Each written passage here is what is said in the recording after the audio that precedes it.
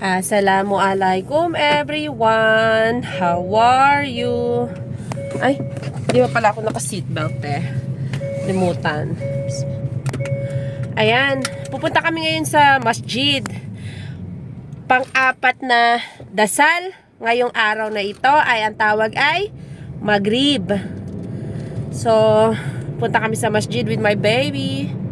Ayan, at tapos, pagkatapos namin mag-masjid, at pupunta kami sa chemist, kasi naubusan na ako ng pills, at tapos iinom ako bibili ako ng emergency pills, baka makalunok na naman tayo ng pakwan, mahirap na, 'di ba?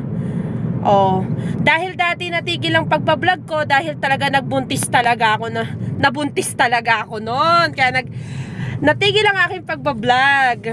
Ngayon, pag pinagpapatuloy ko na itong pagbabloging ko, 'di ba? Kaya naman talaga ako iinom talaga ng emergency pills, O siya, teka muna, ha. Palapit na kasi kami sa masjid, ha. Maghintay ka muna hanggang sa pagbabalik ko, ha. O ayan, padaan sa masjid.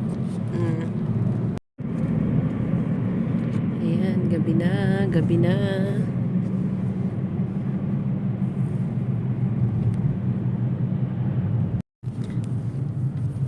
Ayan, pauwi na kami, At nainom ko na rin yung emergency pills ko.